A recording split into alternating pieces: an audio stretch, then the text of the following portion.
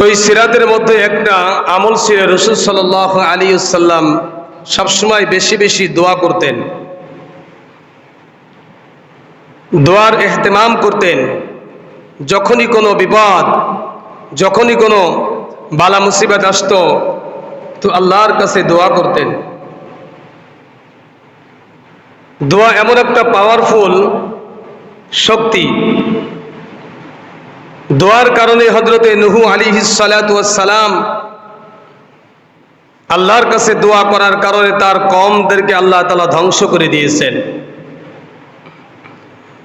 মুসা আলাইহিস সালাতু ওয়াস সালাম আল্লাহর কাছে দোয়া করার কারণে ফিরাউন সম্প্রদায়কে আল্লাহ তাআলা নীল দরিয়ায় সুবাই সুবাই মেরেছেন।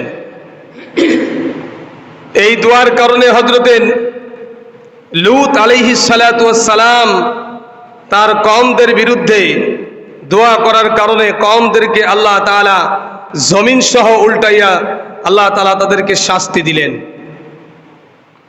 এই দোয়ার কারণে আল্লাহ তাআলার তাকদীর পরিবর্তন হয়।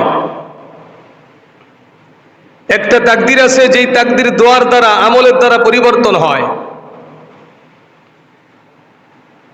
তো দোয়া এমন একটা শক্তিশালী পাওয়ারফুল একটা বস্তু। আসলে আমরা দোয়া করি না, দোয়া করতে আমাদের মন চাই না, আবার মনে মনে চিন্তা করি আমি যে দোয়া করব এই দোয়া কি আল্লাহর দরবারে কবুল হবে কিনা।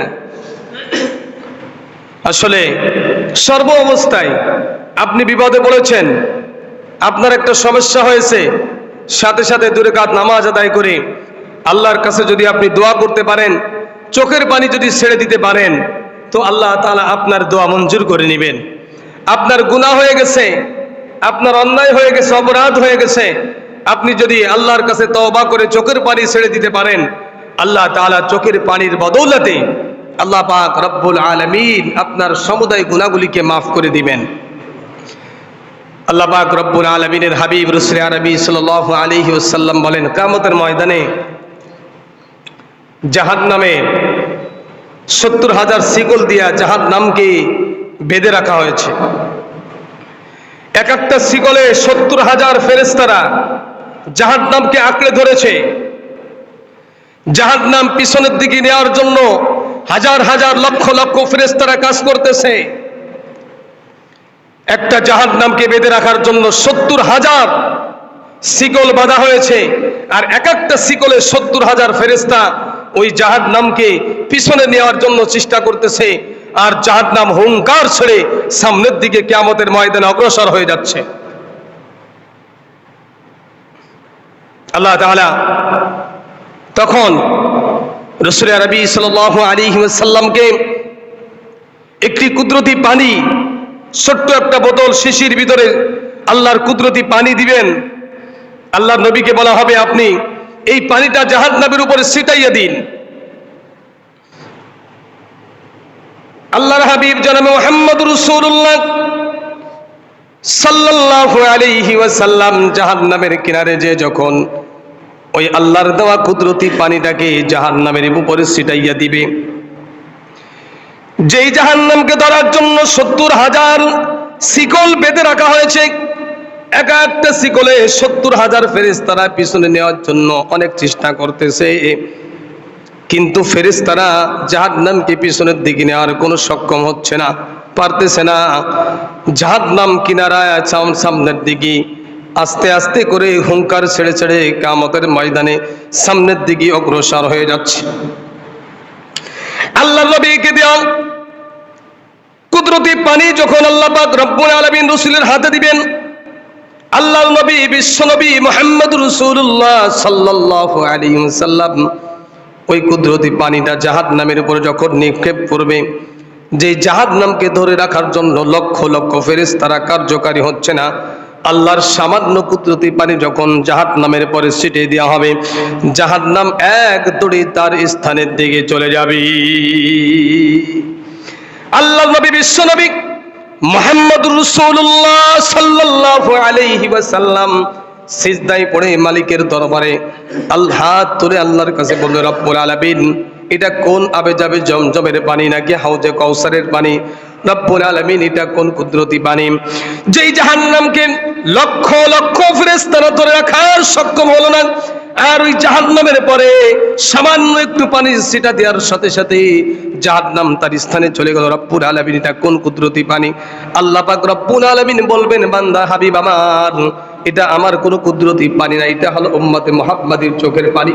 উম্মতে মুহাম্মাদি যখন গুনার কাজ করেছে, আমি রব্বুল আলামিনের দরবারে ক্রন্দন শুরু করে দিয়েছে, আল্লাহুম্মা গফিরলি, আল্লাহুম্মা গফিরলি।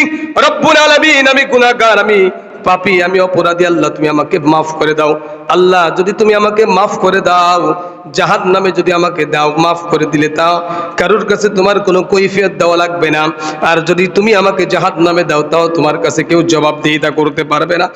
রব্বুল আলামিন, আমি গুনাহগার বান্দা, আমি তোমার কাছে পাপী, আমি অপরাধী, তুমি আমাকে মাফ করে দাও।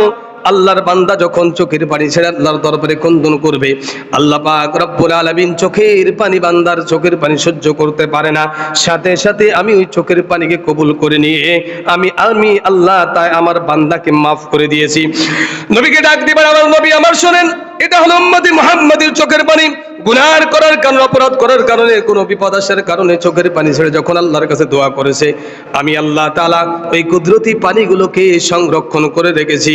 ওই কুদরতি পানি দ্বারা আমি জাহান্নামকে তার স্থানে ফিরিয়ে দিয়েছি।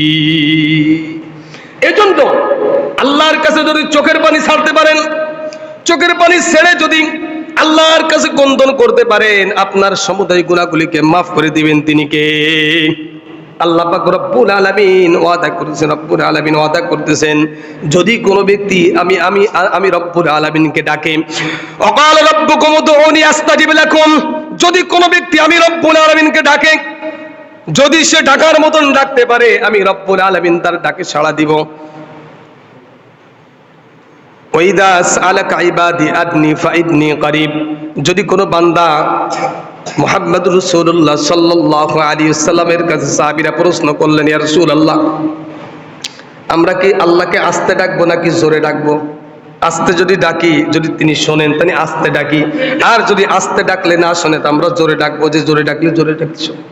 আল্লাহ তাআলা বললেন, ওয়াইদা সালাকা ইবাদি আন্নি ফাইন্নী করিব, হে নবী আপনি উম্মতদেরকে জানিয়ে দিন, উম্মতরা আস্তে ডাকুক, জোরে ডাকুক, মনে মনে ডাকুক, দিলে দিলে ডাকুক, পানির নিচেই যায় ডাকুক, আগুনের ভিতরে যায় ডাকুক, আকাশের ভিতরে ডাকুক, দুনিয়ার যে কোনো জায়গায় ডাকুক না কেন, আমি রব্বুল আলামিন সমস্ত মানুষের আওয়াজ শুনি।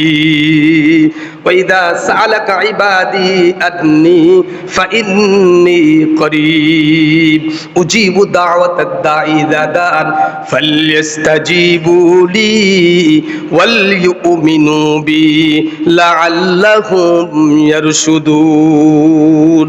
বান্দা যে কোনো কায়দায় ডাকুক না কেন, আমি তার ডাকে সাড়া দিই, আমি তার ডাকে শুনি। হাদিস শরীফের ভিতরে আসছে, আল্লাহর নবী বলেন, সমুদ্রের ভিতরে, সমুদ্রের তলদেশে একটা পাথরের টুকরা, সমুদ্রের তলদেশে একটা পাথরের টুকরা, ওই পাথরটা কালা কুসকুসে একটা পাথর, পাথরের পরে একটা পিপিলিকা, যেই পিপিলিকাটাও কালো একটা পিপিলিকা, ওই পিপিলিকার 6টা পাঁচ। আমরা কিন্তু পাগুলো দেখি না, এমনি হাতের করে নিয়েও আমরা দেখতে পাই না। আল্লাহ রাব্বুল আলামিন বলেন হাদিসে কুদসির ভিতরে, আল্লাহ নবী বলেন, আল্লাহ পাক রব্বুল আলামিন বলেছেন, সমুদ্রের ভিতরে কালো কুচকুচে একটা পাথর, ওই কালো কুচকুচে পাথরের ভিতরে একটা পিপিলিকা হাঁটতেছে, তার 6টা কালো কুচকুচে পাথরের পা দ্বারা।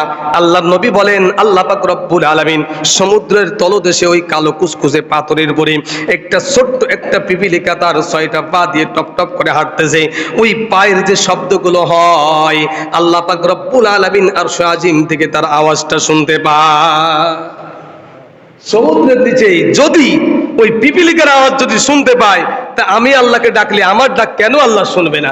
এই জন্য আল্লাহ তাআলা বলেন, ওয়াইদা সালাকা ইবাদি আন্নী ফাইন্নী করিব, আমি তোমাদের অত্যন্ত নিকটে।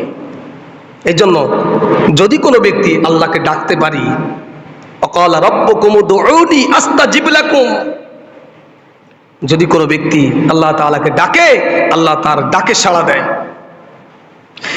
ইন্নাল্লাযীনা ইস্তাকবিরুনা আন ইবাদাতি সায়াদখুলুনা জাহান্নামা দাখিরিন, নিশ্চয়ই যে ব্যক্তি অহংকার করবে, ঘাড় ঘুরাইয়া নিবে আমার ইবাদত থেকে, ইন্নাল্লাযীনা ইস্তাকবিরুনা, তাকাব্বুর করবে, অহংকার করবে, আমার ইবাদত থেকে ঘাড় ফিরাইয়া নিবে, আমি আল্লাহ তাআলা তাকে যন্ত্রণাদায়ক আযাবে গ্রেফতার করব।